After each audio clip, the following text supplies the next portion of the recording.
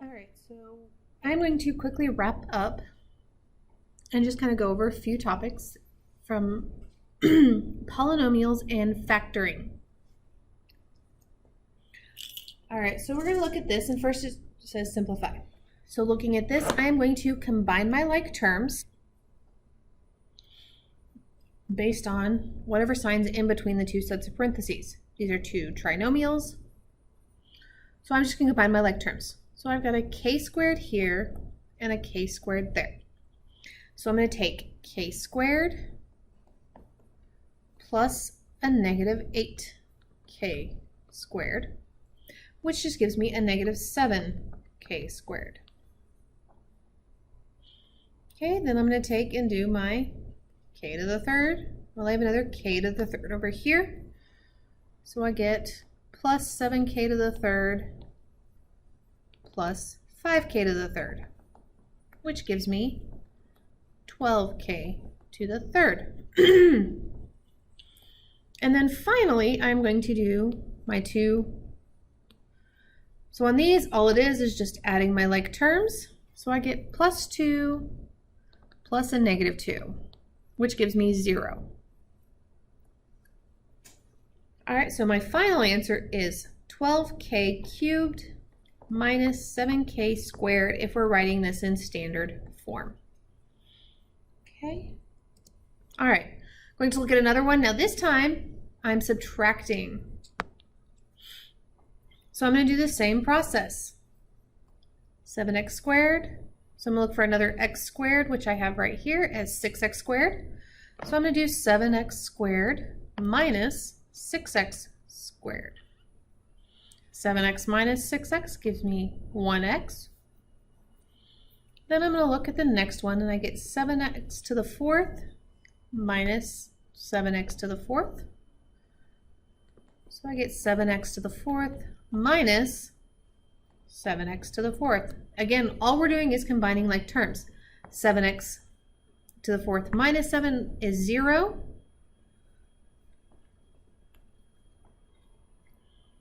Okay, and then finally we have x to the third, right? So I've got a negative 2x to the third minus a negative 3x.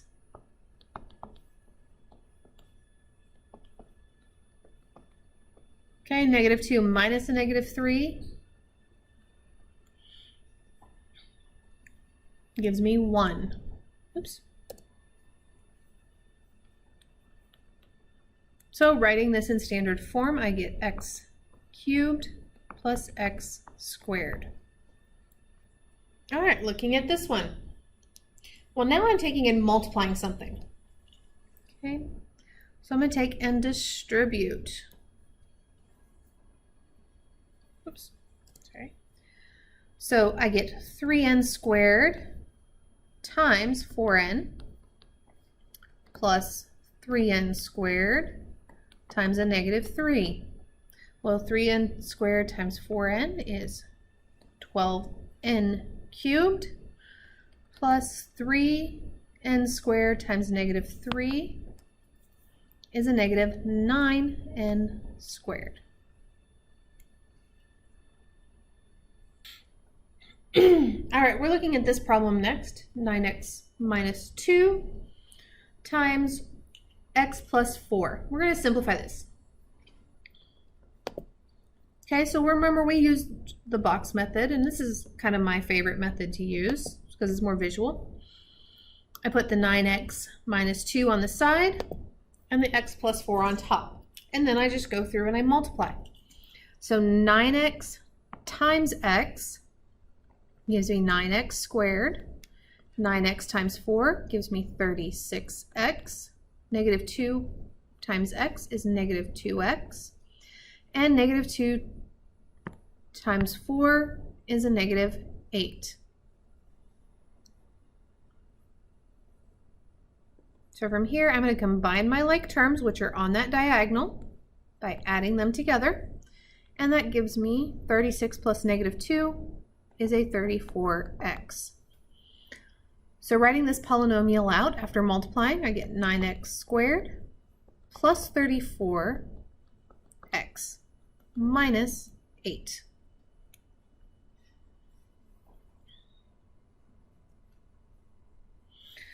All right, so now we're going to get into our factoring, which remember is the opposite of multiplying a polynomial. So first we're going to factor out a GCF, the greatest common factor. So I'm going to look for factors of 54, which are 1 and 54, 2 and 27, 3 and 18, 4 doesn't work, 5 doesn't work, 6 and 9.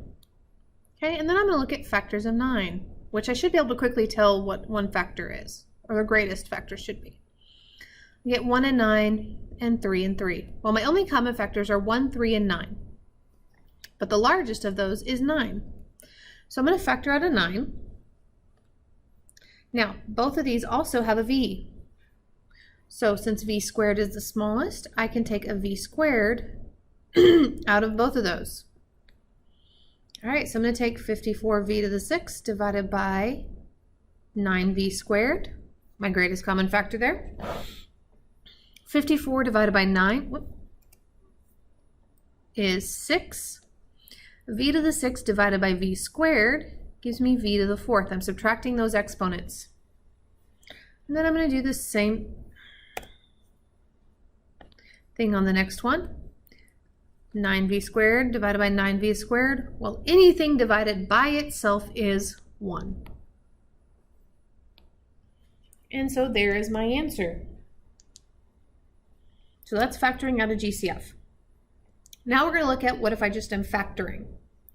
So remember, when we are factoring, I'm going to take the last term and plug it into the top of my X puzzle, and then the middle number and put it into the bottom.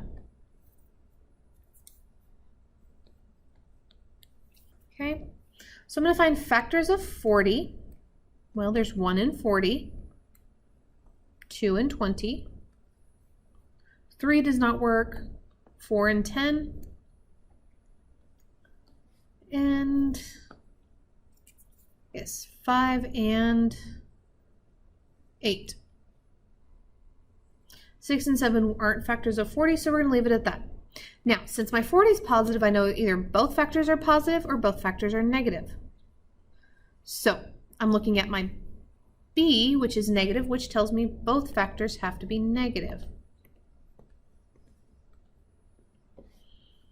So I'm looking for the factors of 40 that add to a negative 14. Well, negative 1 plus negative 40 doesn't work. Negative 2 plus negative 20 doesn't work.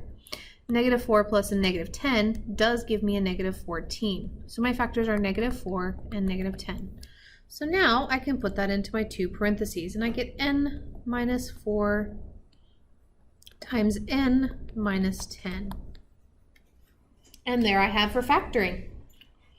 All right, the next few examples, we're going to solve by factoring, and then we're going to look at graphing a quadratic from a table, or looking at filling in a table from a quadratic function.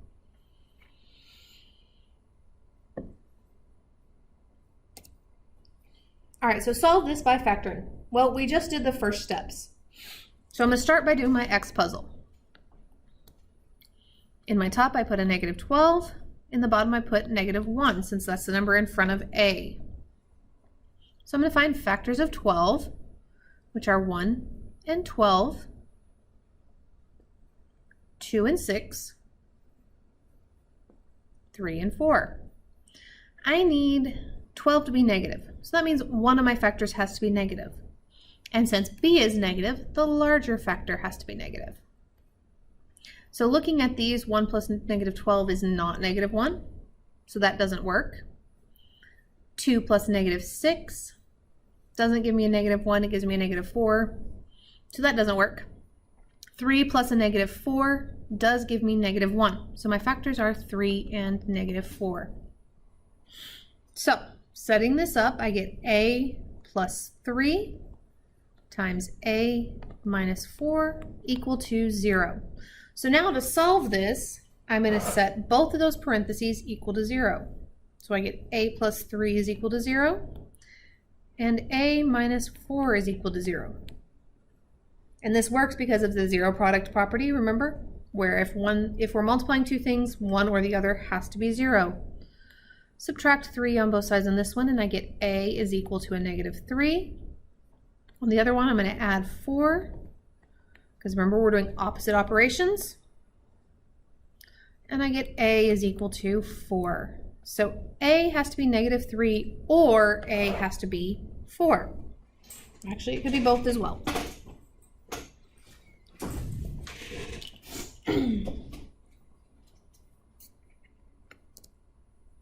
All right, so now we're going to look at filling in a table given a function.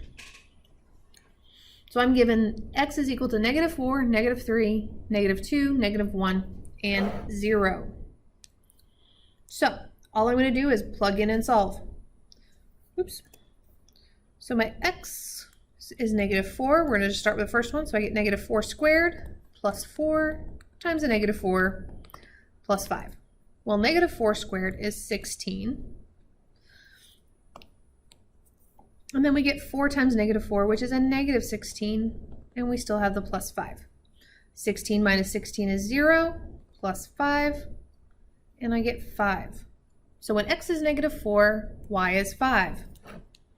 All right, so now we're going to do the next one.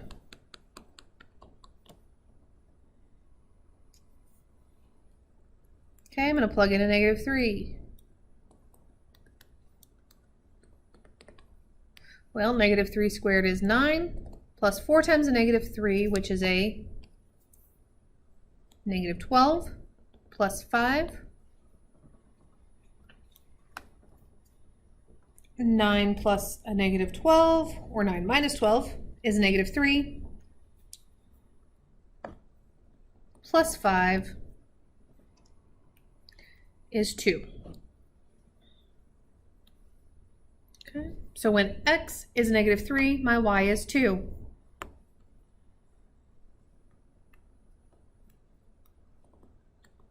So now we're doing when x is -2. All right, well, -2 squared is 4. 4 times 2 is 8. All right, 4 minus 8 gives me -4, plus 5, which gives me 1.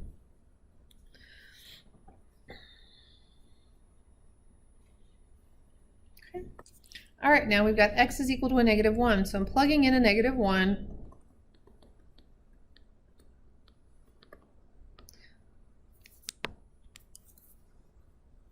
-1 squared is 1. 4 times -1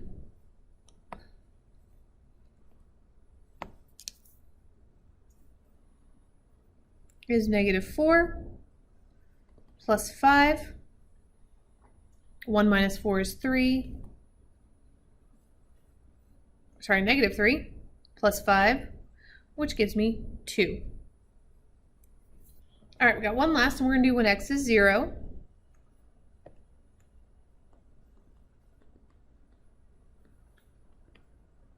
Well, 0 squared is 0, plus 4 times 0 is 0, plus 5.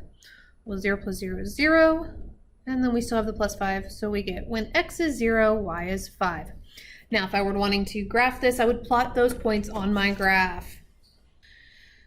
All right, last thing we're going to talk about is what is the vertex of a graph.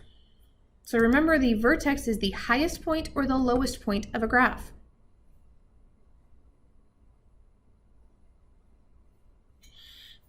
So looking at these two graphs here, okay, this right here is my vertex of this graph. Okay, and it is the point 1, 3. Now looking at the other graph, my vertex is up here. And it is the point -1, 5.